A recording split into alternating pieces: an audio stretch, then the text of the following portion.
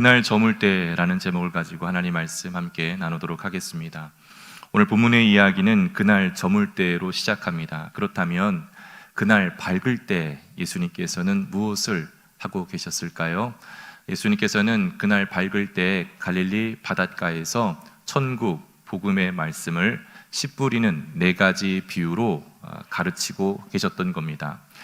그러니까 한날에 2가지 사건이 연속하여 일어났던 것입니다.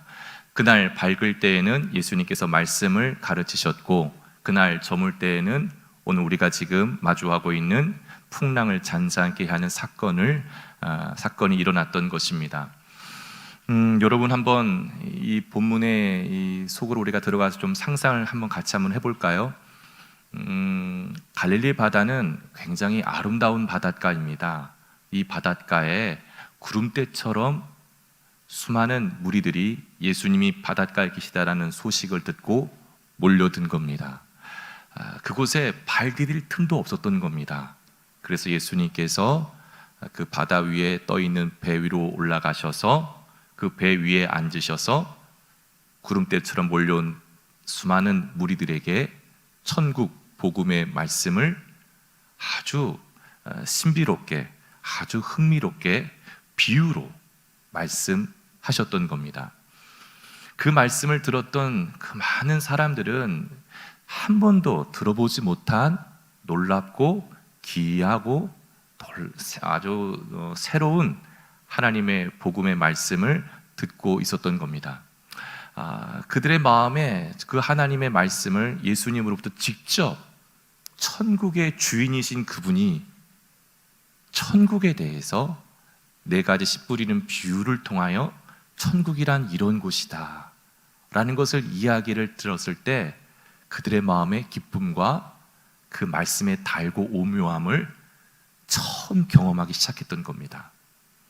이날의 이 모임은 마치 산상설교에서 했던 것처럼 예수님과 함께하는 최고의 야외 예배를 이 수많은 무리들이 예수님과 함께 더불어 경험했던 것이죠.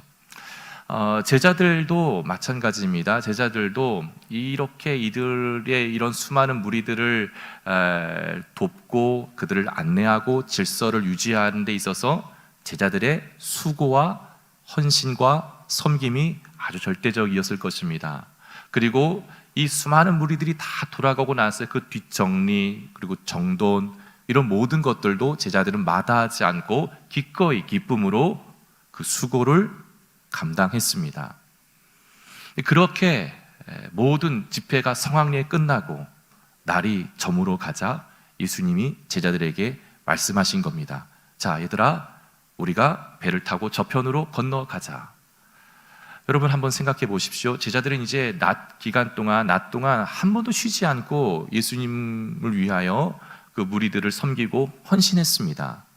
그런데 제자들이 피곤했을 법도 한데 예수님께서 같이 저 건너편으로 이 밤에 가자라고 했을 때 어느 누구 하나 불평하는 사람, 어느 누구 하나 반대하는 사람 없이 모두가 다 그 예수님의 말씀에 즉각 순종하여 함께 예수님이 타 계신 그 배 위에 모두 다 올라와서 그 배를 저어 예수님께서 가고자 하시는 그 지점을 향하여 출항했던 것입니다.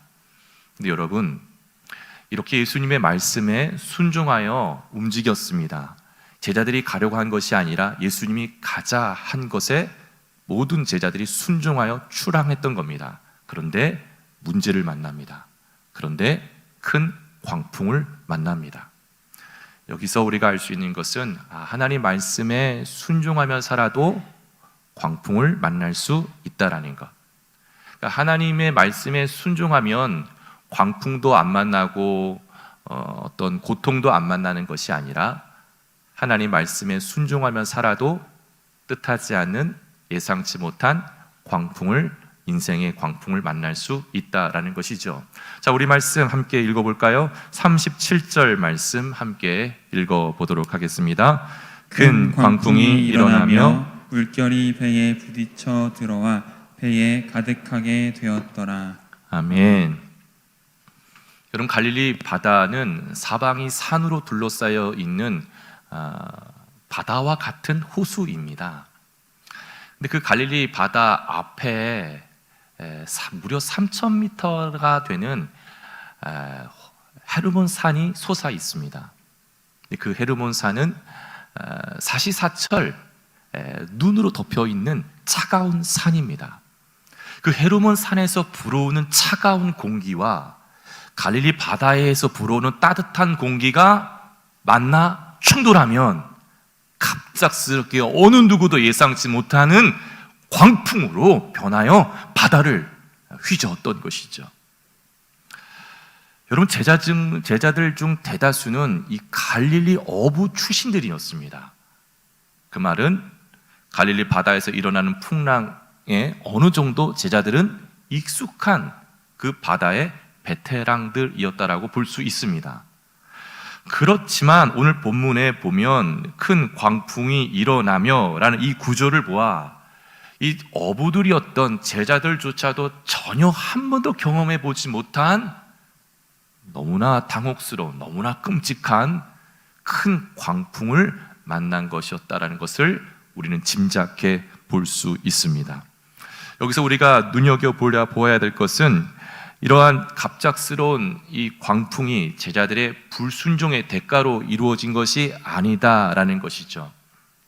말씀드렸던 대로 이러한 광풍이 순종하였음에도 불구하고 만나게 된 일이었다라는 것. 어부들이었던 제자들 중심으로 이 광풍에서 벗어나 보려고 갖은 애를 다 써봅니다. 그러나 힘을 쓰면 쓸수록 그 배는 점점 더 가라앉고 맙니다. 광풍으로 인한 바다 물결은 어느새 배에 가득하게 되어 바닷물이 계속해서 차올라서 제자들이 아무리 이제 퍼내도 소용이 없는 지경에 이르게 된 것이죠. 풍랑에 노련했던 어부들조차 이 순간이 되자 죽음에 대한 공포의 두려움이 밀려온 겁니다. 이러다 우리가 전부 다 죽겠구나. 다급해진 제자들, 그때서야 예수님을 찾아요. 그런데 예수님은 무엇하고 계신 거예요? 주무시고 계신 거예요. 주무시고 계셨어요. 이걸 보면 알 수 있는 건 참 예수님 우리와 똑같은 인간으로 오셔서 굉장히 참 필요한 삶을 사셨다라는 걸 알 수 있어요. 이른 새벽서부터 하나님 앞에 기도하고 가르침 사역, 상담 사역, 치유 사역, 복음 증거 사역, 이것을 쉬지 않고 감당하시는 예수님, 틈만 나면 주무시는 예수님, 연약한 우리와 똑같은 예수님을 보게 됩니다. 그러기에 우리 예수님은 연약한 자들의 마음을 채울하실 수 있는 분이시다라는 것. 자, 오늘 38절 말씀에 오면요, 예수님은 이렇게 묘사합니다. 예수께서는 고물에서 베개를 베고 주무시더니 제자들이 깨우며 이르되 선생님이여 우리가 죽게 된 것을 돌보지 아니하시나이까 하니. 여러분, 마태, 마가, 누가, 요한복음 이 4복음서에서 예수님께서 주무시는 모습을 담은 복음서는 오늘 이 장면 유일하게 마가복음에만 예수님의 잠자고 있는 모습을 담아냅니다. 이게 의미가 있는 거예요. 지금 신학적으로 이 문제를 우리가 성찰하게끔 마가복음 기자는 우리를 지금 안내하고 있는 겁니다.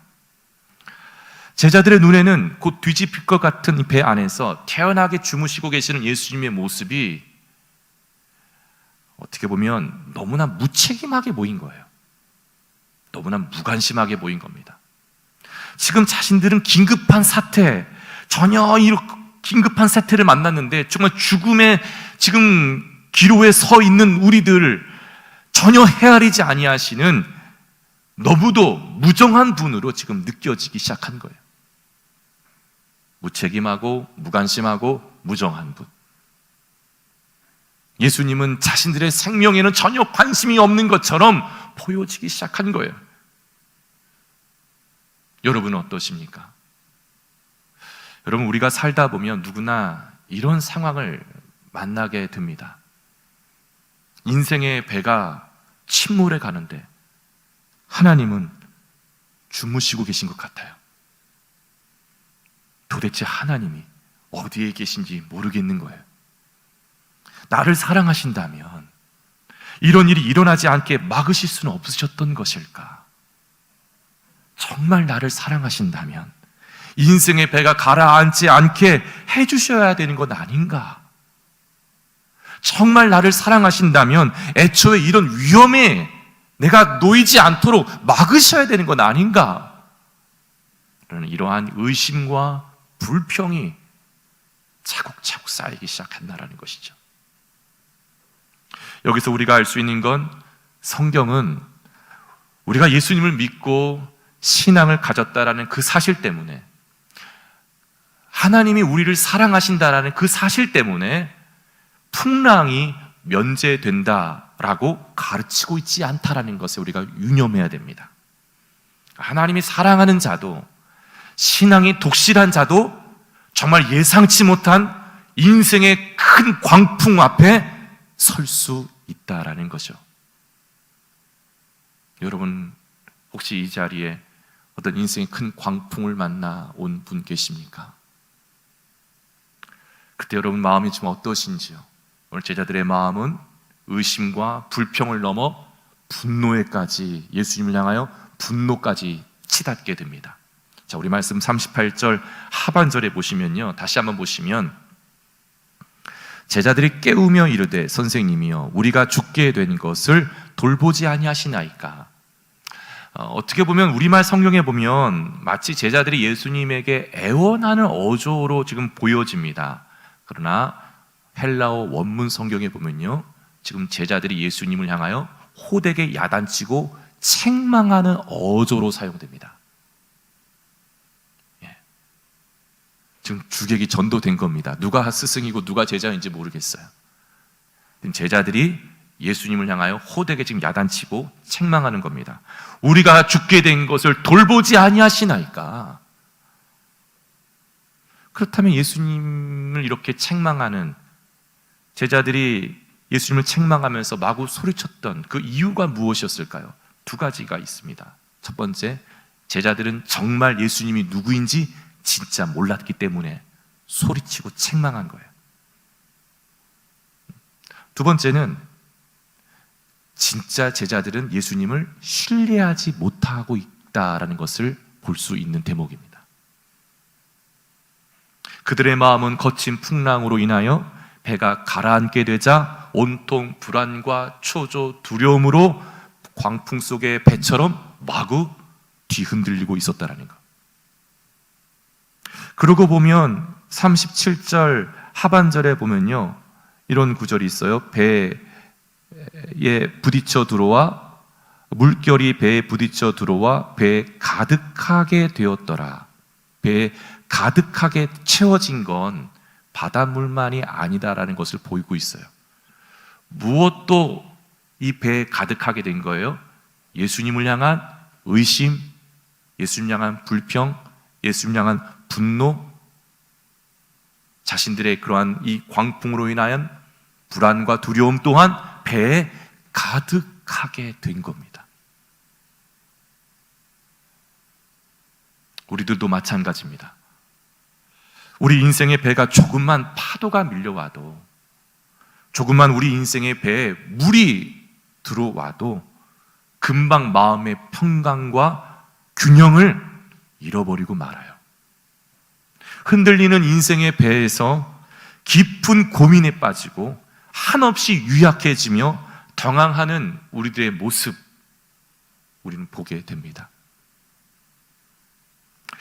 그럴 때는요, 우리들의 눈에도 예수님이 잠자고 있는 것처럼 보여진다라는 거예요. 그럴 때도 정말 예수님이 적어도 나한테는 무관심한 것처럼 보이기 시작해요. 다른 사람에게는 모르겠지만 적어도 나한테는 무능력한 것처럼 보여진다라는 거예요. 그분은 나의 절박한 사정엔 아예 의도적으로 눈을 감으신 것처럼 보이는 거예요.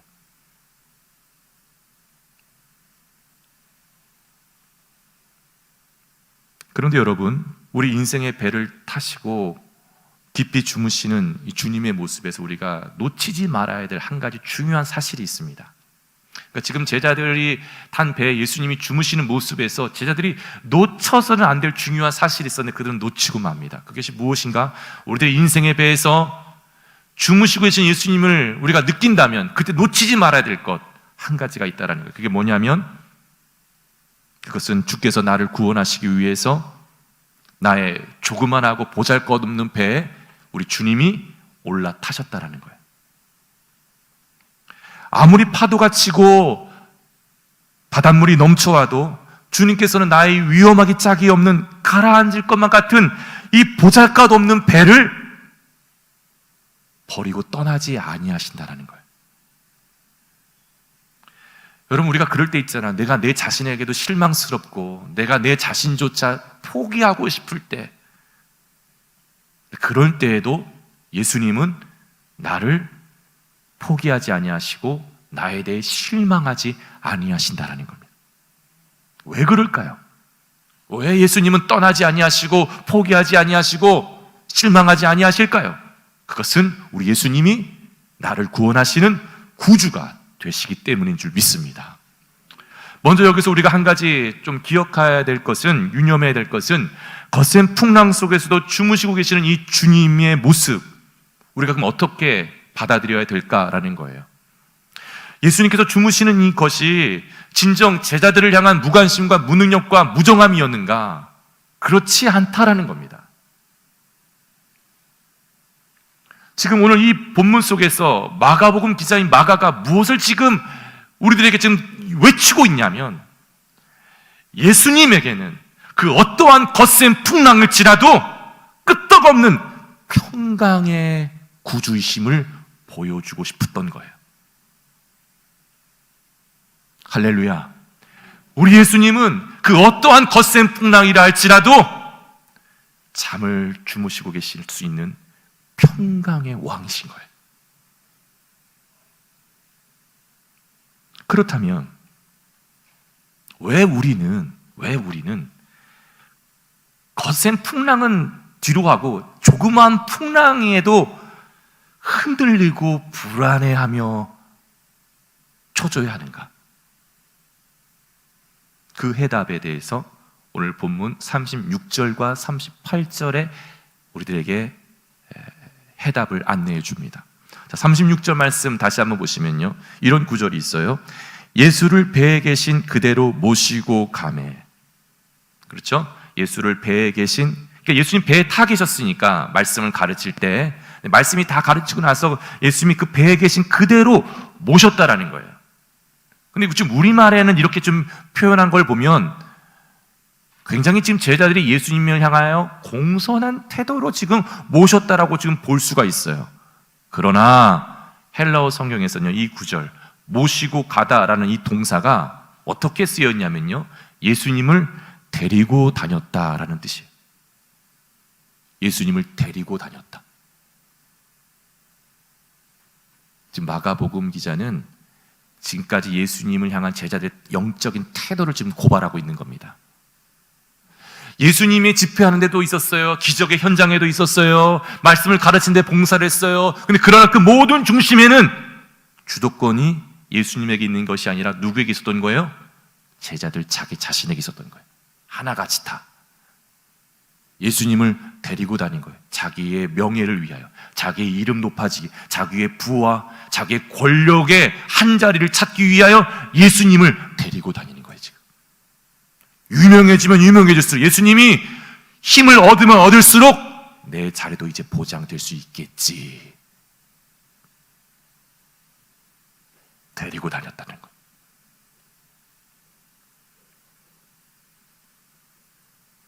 예수님을 필요할 때마다 데리고 다녔다라는 의미가 바로 예수님을 데리고 다녔다라는 의미입니다.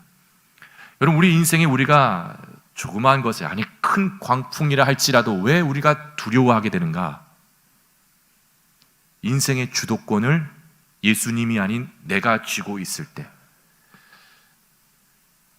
외형으로는 예수님을 모시고 있는 것 같아요. 그러나 중심에 내가 예수님을 데리고 다니는, 필요할 때마다 필요치 않으면 떠날 수 있는 그러한 심정으로 예수님과의 관계를 맺는 사람은 인생의 광풍이 불 때마다 두려움과 초조와 불안, 영적인 균형이 흔들어 버린다. 38절 예수님이 누워 계신 그 장면을 오늘 마가복음 기자는 클로즈업합니다. 자, 38절 볼까요? 예수께서는 어디에서 베개를 베고 주무셨다라고 해요? 고물이 어디일까요? 배의 가장 끝자리입니다. 배의 가장 끝자리. 그렇지, 이런 부분을 이야기를 안 해도 되는데 마가복음 기자는 지금 의도적으로 지금 밝힙니다. 예수님이 배의 가장 끝부분에 주무시고 있다는 거예요. 야, 예수님은 누구이십니까? 예수님은 우리의 구주요. 예수님은 누구이십니까? 교회의 머리 되시는 분이십니다. 근데 지금 제자들의 인생의 배에 예수님을 지금 어디에 지금 몰아넣은 거예요? 제자들의 인생의 배에 구석진 자리에 지금 눕게 하신 거예요. 눕게 한 거예요. 이걸 뭘 의미하는가? 제자들의 마음에 어떤 마음에 지금 배를 타고 지금 가고 있는 거예요? 아유, 예수님보다 내가 이 갈릴리 바다 어부 출신인데 말이야. 이 배만큼은 내가 더 잘 알지. 예수님, 저 주무시고 계세요. 여기는 내가 베테랑입니다. 예수님보다. 여러분, 그럴 때 내가 가장 잘하고 좋아하는 분야에 예수님을 뒤로 하게 하고 내가 내 인생의 핸들을 잡을 때 불안과 두려움이 엄습합니다. 그게 뭐냐라는 거예요. 여러분 인생에 이것만큼은 내가 놓을 수 없다라는 내가 붙잡고 있는 핸들, 그게 뭐예요? 왜 내가 예수님을 찾고 예수님이 정말 계시고 내 인생의 배에 함께하는 것을 느껴지는데 왜 내가 예수님이 인생의 어떤 광풍을 만날 때 부를 때마다 무관심한 것처럼 보이고 무정한 것처럼 보이고 무능력한 것처럼 왜 나는 예수님의 그 능력을 경험하지 못하며 사는가? 그것은 여러분의 인생의 핸들을 붙잡은 채 예수님을 불렀기 때문이에요. 여러분 인생의 핸들을 붙들고 예수님을 부르는 이유는 이 핸들을 계속 붙들 수 있도록 예수님을 찾는 거예요. 그럼 예수님을 느낄 수 없는 거예요. 예수님은 무정함과 무관심과 무능력만이 느낄 수밖에 없는 거예요.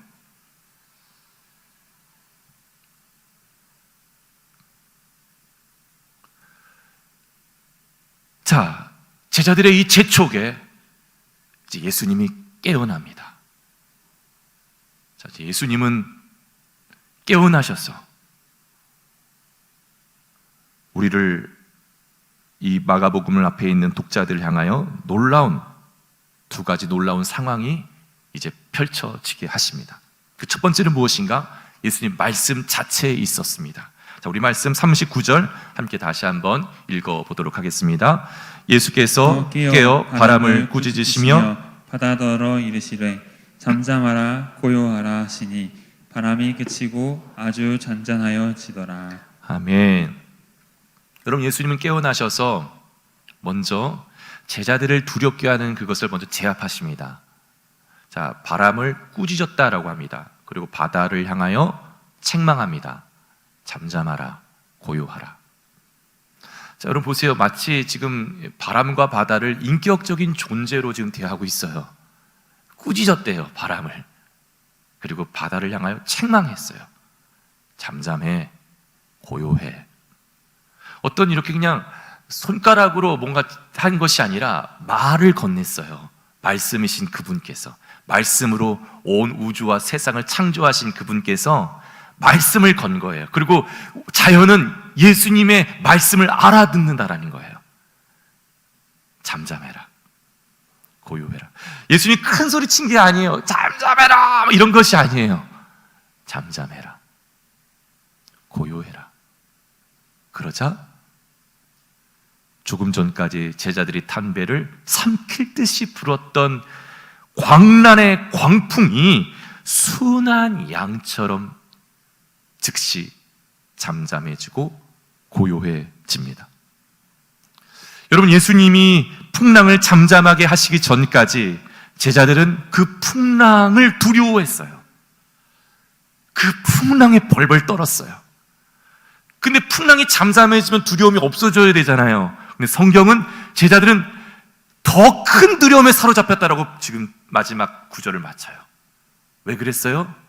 자기들을 두렵게 했던 그 큰 풍랑을 예수님은 말씀으로 잠잠케 하시는 그 모습을 보면서 이분이 도대체 누구인가? 우리가 데리고 다녔던 이분이 우리의 욕망과 우리의 이익과 우리의 야망과 우리의 인기와 우리의 편안함을 위해서 데리고 다녔던 이분이 도대체 누구이길래 우리를 두렵게 했던 큰 광풍을 꾸짖고 책망하시자 잠잠케 하였던 건가? 제자들은 큰 풍랑보다 더 크신 예수님의 현존을 눈으로 직접 보자 두려움에 사로잡혀. 마치 베드로가 예수님께서 저 오른쪽에 가서 그물을 내려라 라고 했을 때 큰 물고기들이 많이 잡힌 걸 보고 너무나 놀라서 예수님께 하셨던 말씀이 주여 나를 떠나소서 나는 죄인이로소이다. 진짜 예수님의 실존을 베드로가 계속 인생의 차곡차곡 만남을 통하여서 이분은 내가 가까이 할 수 없는 거룩한 분임을 베드로의 인격에 깨닫기 시작한 거예요. 여러분, 예수님은 진짜 인격으로 만나면 내가 보입니다. 어떤 내 인생의 나의 스펙, 나의 소유, 나의 어떤 경험, 나의 능력으로 포장된 내가 아니라 그 모든 것을 벗긴 진짜 나, 하나님이 창조한 그러나 타락해버린 나, 그 나라는 존재가 예수님을 인격적으로 만날 때, 빛을 볼 때 어둠은 떠나가고 내가 보이는 거예요. 내가 누구인지를. 제자들은 지금 예수님을 진짜 만나자 더 심한 두려움에 사로잡힌 걸. 이분이 도대체 누구인가?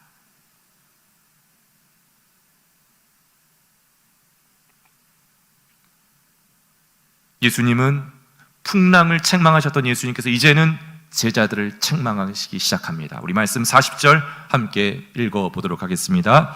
이에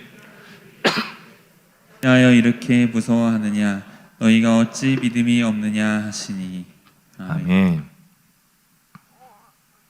첫 번째 이렇게 책망합니다. 어찌하여 이렇게 무서워하느냐. 이것을 통해 알 수 있는 건 두려움을 그냥 내버려 두면 우리의 영혼에 좋지 않다라는 겁니다. 그래서 예수님은 지금 두려움을 왜 경계 안 했느냐 책망합니다. 여러분, 두려움이 몰려올 때 경계하셔야 됩니다. 두려움과 싸워야 됩니다. 두려움을 그냥 내버려 두면 내 영혼을 삼켜버린다라는 거예요. 예수님이 책망하셨던 것은 왜 어찌하여 두려움을 그냥 내버려 두었느냐라는 거예요. 두 번째 책망하신 것은 너희가 어찌 믿음이 없었느냐.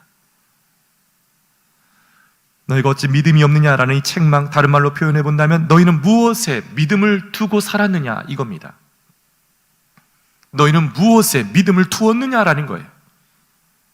제자들은 그날 밝을 때 하나님 말씀, 예수님으로부터 천국 복음의 말씀을 들었어요. 근데 그 말씀을, 두려운 현실을 만났을 때 그 말씀을 실제 적용하지 못했다라는 거예요. 믿음을 작동하지 못했다라는 거예요. 예수님께 믿음을 두지 않은 거예요. 너희는 어디에 믿음을 두고 사느냐라는 거예요. 예수님과 한 공간에 있었어요. 예수님 저 멀리 계셨던 것이 아니에요.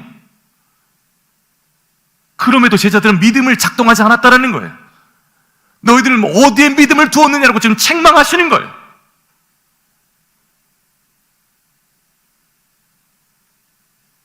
여러분, 예수님께 믿음을 두지 않는다면 내가 아무리 했어도, 내가 아무리 노력해도 내 배는 계속 가라앉는 거예요.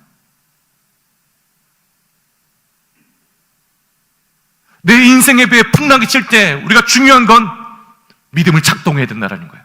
내 믿음을 작동한다는 건 내 믿음을 누구에게 두느냐, 예수에게 두고 있느냐 아니면 다른 것에 두고 있느냐.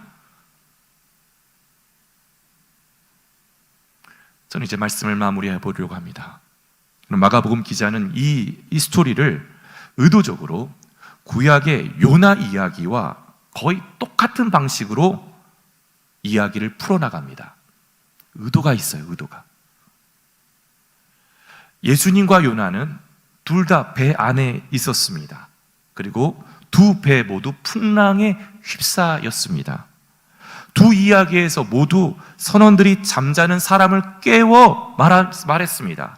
우리가 죽게 되는데 계속 잠을 자고 있을 것이오. 선원들이 요나를 깨웠고 제자들이 예수님을 깨웁니다. 두 이야기 모두 기적적인 계획으로 풍랑이 잠잠하게 됩니다. 여기까지는 요나 이야기와 마가에서 이야기하는 예수님 이 풍랑 이야기가 똑같이 진행이 됩니다. 결정적인 차이가 바로 마지막 한 가지인데 그것은 풍랑을 잠잠케 한 방법이었어요. 요나는 선원들에게 이야기합니다. 이 풍랑이 잠잠케 되기 위해서는 나를 바다에 내 던져야 된다. 그러자 그 선원들이 정말 요나를 바다에 내 던지자 요나 말대로 그 풍랑이 잠잠해진 겁니다. 예수님은 그렇지 않았죠. 예수님은 말씀으로 풍랑을 잠잠케 하셨어요. 여러분 마태복음 12장에 보면요, 예수님은 이렇게 묘사합니다. 요나보다 큰 이가 여기 계시다. 요나와 연결시켜요.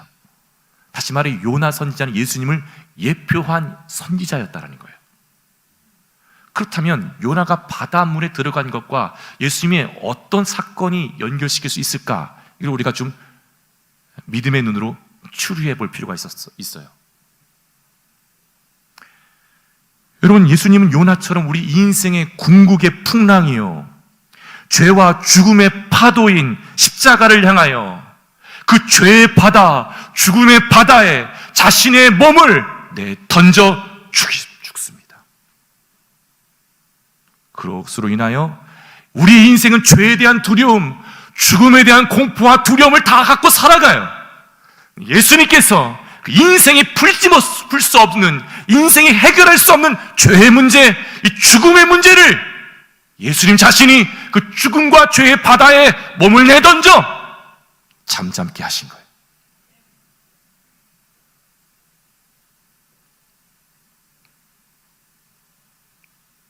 예수를 믿을 때 죄의 문제가 해결되는 거예요. 예수에게 나의 믿음을 둘 때 죽음의 문제가 해결되는 거예요. 예수에게 내 믿음을 둘 때, 내 인생에 큰 광풍이 불 때 잠잠게 되는 은혜가 내게도 밀려오게 되는 줄 믿습니다. 여러분 인생에 그날 저물 때를 만난 이가 계십니까? 여러분 인생 가운데 죄에 대한 두려움, 죽음에 대한 두려움을 갖고 온 이가 여기 계십니까?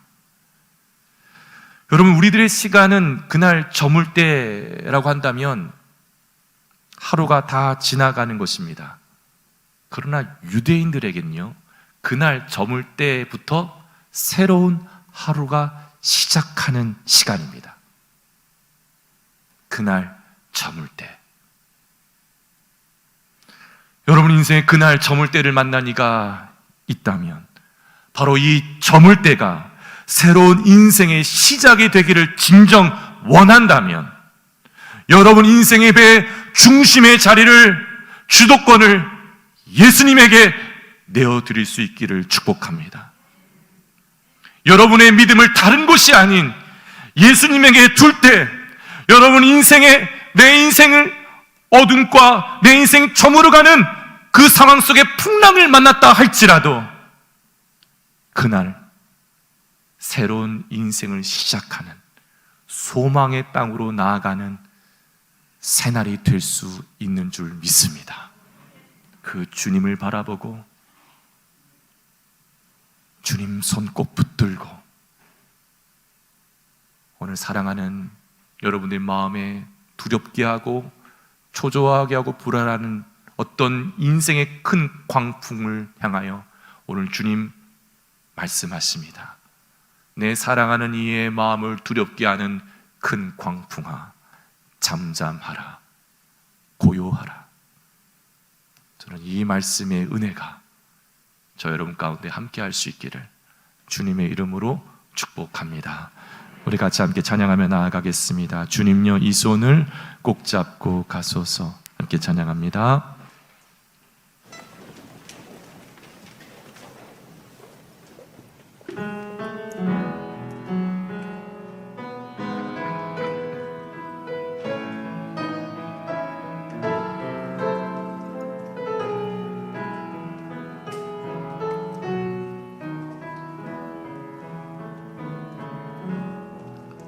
주님여 이 손을 꼭 잡고 가소서. 약하고 피곤한 이 몸을 폭풍의 감속 해치사 빛으로 손잡고 날 인도하소서. 인생이 힘들고 고난이 겹칠 때 주님여 날 도와 주소서. 외치는 이 소리 귀 기울이시사 손잡고 날 인도하소서. 다시 한번 찬양합니다. 주님여 이 손을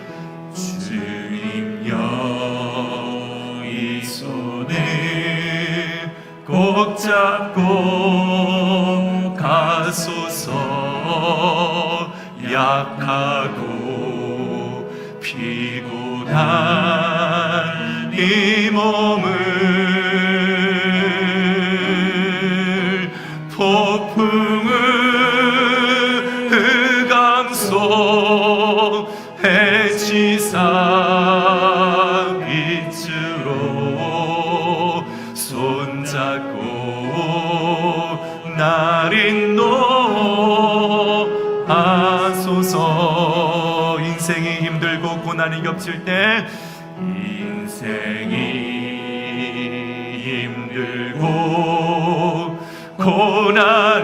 고난이 겹칠 때 주님여 날 도와 주소서.